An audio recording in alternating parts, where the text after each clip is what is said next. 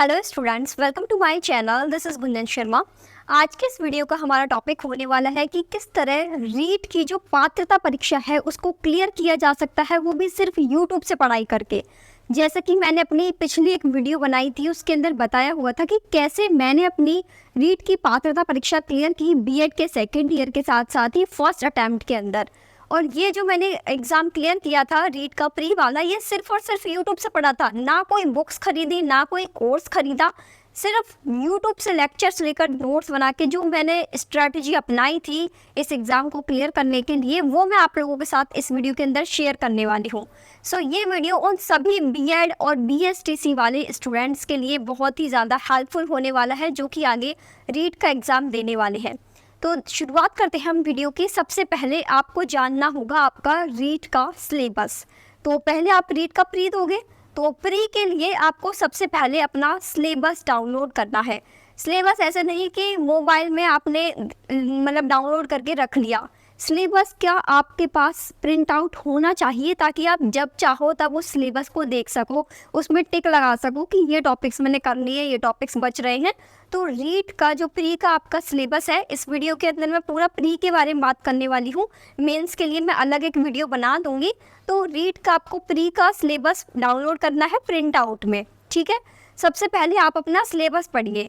तो सिलेबस जब आप देखोगे तो आपको हर सब्जेक्ट के अंदर लिमिटेड टॉपिक्स मिल जाएंगे कि जैसे हिंदी के अंदर ये 7 टॉपिक हैं, इंग्लिश के अंदर ये 10 टॉपिक हैं, साइंस मैथ्स जो भी आपका चाइल्ड पेडागोजी यानी वो जो आपका बाल विकास वाला विषय है, तो उसके अंदर आपके लिमिटेड टॉपिक्स हैं। यदि आप बिना सिलेबस उठाए बुक से या फिर किसी भी यूट्यूब की कोई भी वीडियो से पढ़ने बैठोगे तो आपको ये ही पता नहीं होगा कि पढ़ना क्या है, कितना पढ़ना है, कौन कौन से टॉपिक्स पढ़ने हैं। तो उसके लिए आपका सबसे पहले अपना सिलेबस जानना बहुत ज़रूरी है। नाउ सेकंड चीज़ आती है, या तो होनी चाहिए आपके पास प्रॉपर नोट्स या फिर कोई बुक। अब जिन्हें बुक नहीं खरीदनी, कोर्स नहीं खरीदना, तो वो पढ़ेंगे यूट्यूब से। तो यूट्यूब से भी आप पढ़ो ना, तो आपको नोट्स बनाने पड़ेंगे, क्योंकि पढ़ने के लिए जब लास्ट टाइम पे आप अपना सिलेबस कंप्लीट करके एग्जाम टाइम पर रिवीजन करोगे तो रिवीजन के टाइम पे फिर से वो वीडियोस आप नहीं देख पाओगे। इतनी सारी वीडियोस को फिर से थोड़ी ना रिपीट करोगे। तो उसके लिए आपके पास जितना आपने पढ़ा है, जो भी आप पढ़ोगे रीट के प्री के सिलेबस के अकॉर्डिंग, तो उसका आपके पास प्रॉपर नोट्स होना चाहिए। और यदि आप नोट्स नहीं बनाना चाहते तो फिर आप एक बुक खरीद लो। जैसे कि जो स्टूडेंट्स जिसने पहले कभी पढ़ा ही नहीं है, पहली बार की तैयारी कर रहा है रीट ही एग्जाम की, तो फिर आप एक बुक खरीद लो। जैसे एक बुक के अंदर आपके सारी सब्जेक्ट्स हो जाती है ना कवर, जिसमें आपका बाल विकास भी आ जाए, इंग्लिश भी आ जाए, हिंदी भी आ जाए, जो भी आपका सब्जेक्ट है, मैथ साइंस या फिर एसएस, तो वो सब्जेक्ट की जैसे एक बुक आती है जिसमें आपके सारी सब्जेक्ट्स होती हैं। उस तरह की कोई एक बुक खरीद लो ताकि मतलब लास्ट टाइम पे रिवीजन के लिए कुछ हो आपके पास, या तो नोट्स या फिर कोई एक बुक, ठीक है। इस तरीके से आप खरीद सकते हैं। अब आपको यूट्यूब से कैसे पूरा सिलेबस अपना कवर करना है, जिन स्टूडेंट्स को फ्री में अपना रीट का प्री एग्जाम क्लियर करना है बिना कोर्स के, तो वो सुनिए। मैंने आपको ये वाली जो वीडियो बनाई थी उसके अंदर प्लेलिस्ट सजेस्ट की हुई थी कि किस किस चैनल से आप पढ़ सकते हैं। मैंने उसमें है ना प्लेलिस्ट बताई हुई थी, जैसे आपके सभी सब्जेक्ट्स के लिए जितनी भी आपके सब्जेक्ट है, इसमें आपके रीट के प्री के अंदर आपके जो 4 सब्जेक्ट आते हैं, एक तो बाल विकास वाला, एक हिंदी, एक इंग्लिश और एक आपका जो सब्जेक्ट रहता है वो, तो इन चारों के लिए मैंने यूट्यूब चैनल से ढूंढ कर 2-2 प्लेलिस्ट हर सब्जेक्ट के लिए उस वीडियो के अंदर बताई हुई है। उस वीडियो का लिंक आपको डिस्क्रिप्शन बॉक्स में मिल जाएगा, उसको आप देख लेना। तो उन चैनल्स पर जाकर प्लेलिस्ट को ओपन करके आपको एक ही प्लेलिस्ट के अंदर कंप्लीट सिलेबस की वीडियोस मिल जाएंगी। जो आपका रीट का प्री का सिलेबस है उसके जितने भी लेक्चर्स हैं, जितने भी टॉपिक्स हैं, वो एक प्लेलिस्ट के अंदर, जैसे आपका 50-60 वीडियो का जो प्लेलिस्ट होगा एक, तो उसको यदि आपने कंप्लीट कर लिया, उसको देखकर यदि प्रॉपर नोट्स बना लिए, तो वो आपके लिए एनफ रहेगा। बजाय अलग अलग यूट्यूब चैनल पर भटकने से और जो इधर उधर का कचरा यूट्यूब पर देखने से, उससे अच्छा होगा कि आप एक प्लेलिस्ट पर फोकस करें। जो भी चैनल आपको अच्छा लगे, जो भी सब्जेक्ट आपको पढ़ना हो ना, तो उसका आप डायरेक्ट प्लेलिस्ट सर्च करो।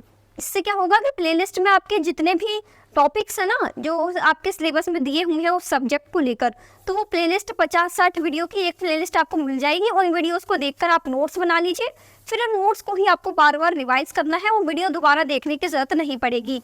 तो प्लेलिस्ट से क्या होता है, जैसे आप कोर्स खरीदते हैं तो कोर्स में आपका यही तो रहता है कि हर चीज़ सिस्टमैटिक आपको मिल जाती है अरेंज की हुई उस कोर्स के अंदर, जिससे कि आप एक ही जगह पर पढ़ें और आप अलग अलग जगह ना भटके। इसी तरीके से प्लेलिस्ट में होता है। तो मैंने वहाँ पर कुछ प्लेलिस्ट बताई हुई है सभी सब्जेक्ट्स के लिए। उन प्लेलिस्ट को ओपन करके आप अपना रीड का प्री का सिलेबस कंप्लीट कवर कर सकते हैं और अपने खुद के नोट्स बना सकते हैं। अब जिन स्टूडेंट्स को लगता है कि इसमें जो इंग्लिश हिंदी आती है वो तो आपकी बेसिक ही रहती है, सब्जेक्ट यदि आपका स्ट्रॉन्ग है तो आपको केवल वो जो बाल विकास वाला सब्जेक्ट है उसको अच्छे से पढ़ना है, क्योंकि उसके क्वेश्चन थोड़े ऐसे हैं जो आपको कॉन्सेप्ट पता होंगे, जब आपने उसकी क्लासेस ली होंगी, थ्योरी वगैरह उसकी पढ़ी होगी, तभी आप उसके क्वेश्चन कर पाओगे, यानी याद करने वाले हैं। तो उसके लिए आपका क्लासेस देखना बहुत ज़रूरी है। इसलिए यदि आपको जिस भी सब्जेक्ट में आपको वीक लगे कि ये सब्जेक्ट मुझे पढ़ना पड़ेगा, उस सब्जेक्ट की केवल आप क्लासेस देख लीजिए और उसके नोट्स बना लीजिए। बाकी जो सब्जेक्ट आपको लगता है कि इंग्लिश हिंदी तो बेसिक आती है, मैथ्स बेसिक आती है, तो उसको आपको फिर केवल टेस्ट लगाने की ज़रूरत है, उसको फिर आपको नोट्स बनाने की ज़रूरत नहीं है। उसके तो सिर्फ आपको क्वेश्चन करने हैं जो कि आपके रीट में पिछले साल में आए हुए हैं, या फिर जिस तरह के क्वेश्चन आपके आते हैं तो उन तरह के क्वेश्चंस की प्रैक्टिस।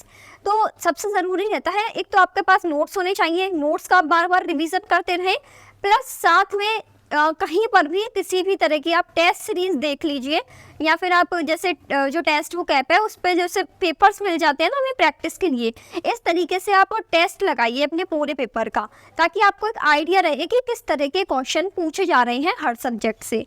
तो नोट्स का रिवीजन पहले एक बार आपने क्लासेस देख ली, यदि आपको बिल्कुल भी नहीं पढ़ा है तो आपने पूरी क्लासेस यूट्यूब से देखकर उसके प्रॉपर नोट्स बना लिए, नोट्स का रिवीजन करते रहें बार बार, और जो आपके प्रीवियस ईयर के क्वेश्चन हैं उनको कर लीजिए, और साथ में जैसे आपके जो टेस्ट हैं वो देते रहिए। टेस्ट बहुत ज़रूरी है, टेस्ट से ही आपको पता चलेगा कि आपने जो पढ़ा है वो कितना आपको याद है, जो आपने पढ़ा है उससे किस तरीके के क्वेश्चन बन रहे हैं, और आप पेपर का जो टाइमिंग है और नंबर ऑफ क्वेश्चंस है उनको बराबर टाइम दे पा रहे हैं, पेपर पूरा अटेम्प्ट कर पा रहे हैं या नहीं। इसलिए टेस्ट देना बहुत ज़रूरी है। तो जब मैंने अपना रीट का प्री एग्ज़ाम दिया था तो मैंने थोड़े बहुत जो अपना सिलेबस है उसको पढ़ के नहीं और फिर टेस्ट लगाया था, टेस्ट बुक ऐप पर मैंने उसका वो सब्सक्रिप्शन खरीद रखा था। तो बाकी आपको यदि कहीं और से मिल जाते हैं तो आप कहीं और से भी ले सकते हैं, मैं ये नहीं कह रही आप टेस्ट बुक ऐप से ही लो, कहीं से भी अपने टेस्ट सीरीज लेकर उसके टेस्ट लगाते रहिए ताकि आपकी प्रैक्टिस हो जाए, क्योंकि प्रैक्टिस बहुत ज़रूरी है। बाकी ये जो आपका रीट का प्री का एग्ज़ाम है ये बहुत ही इजी एग्ज़ाम है, इसमें कोई ज़्यादा आपका हार्ड एंड फास्ट रूल नहीं है कि इसमें आपको जीके पढ़नी पड़ेगी, क्योंकि सबसे ज़्यादा स्टूडेंट को जो दिक्कत आती है, जो क्वेश्चन नहीं बनते हैं, नहीं याद होते हैं, वो होती है जीके की। तो उसकी बात हम करेंगे रीट मेंस वाली वीडियो के अंदर। फिलहाल जो आपका रीट का प्री का एग्ज़ाम है मैं इसे ईजी एग्ज़ाम मानती हूँ, क्योंकि मैंने खुद ने इसे सिर्फ 1 महीने में पढ़कर पास किया था। जैसे कि काफ़ी स्टूडेंट्स होते हैं जिनकी मैथ्स अच्छी रहती है, साइंस जो आपकी जनरल साइंस आती है बेसिक 10th क्लास तक वही पूछ जाती है, तो बीएससी के जो साइंस के स्टूडेंट्स रहते हैं उनकी वो मैथ साइंस मतलब नॉर्मल उनको लगता है, ज़्यादा टफ क्वेश्चन उन्हें नहीं लगते। जैसे कि मुझे भी जो रीट के मैथ साइंस के क्वेश्चन थे वो बहुत ही ईजी लगते थे, तो उसके लिए मैंने ज़्यादा पढ़ाई नहीं करी थी। बस ये है कि जैसे मैथ्स वाले स्टूडेंट रहते हैं तो उनसे बायो के क्वेश्चन कम होते हैं, बायो वाले स्टूडेंट से मैथ के क्वेश्चन कम होते हैं, तो वो मेनटेन रहता है लेवल, ठीक है, उसकी कोई दिक्कत नहीं है। बाकी इंग्लिश हिंदी आपका बिल्कुल जनरल बेसिक है, तो इतना तो हम काफ़ी पढ़ते आए हुए हैं 10th क्लास तक, ये ग्रामर वगैरह के पोर्शंस, तो वो सब ईजी रहता है। केवल हमें बाल विकास वाला जो सब्जेक्ट है इसके जो थ्योरी रहती है तो वो नई रहती है, वो आपको मतलब नई सब्जेक्ट रहती है, तो उसको पढ़ना रहता है, उसको आप पढ़ लीजिए, नोट्स बना लीजिए, उसका रिवीजन कर लीजिए, बाकी क्वेश्चंस वगैरह प्रैक्टिस कर लीजिए, ठीक है। तो यही था आज की वीडियो के लिए। आई होप आपको ये वीडियो पसंद आया होगा। यदि आपका कोई भी डाउट है रीट प्री एग्जाम को लेकर तो आप कमेंट सेक्शन में पूछ सकते हैं। ये जो मैंने वीडियो बनाया है ये दोनों ही स्टूडेंट्स के लिए हेल्पफुल है, बीएसटीसी वाले और बीएड वाले दोनों, आप दोनों को लिए ही मैं बोल रही हूँ कि अपना सिलेबस डाउनलोड करके सिलेबस के अकॉर्डिंग ही पढ़िएगा।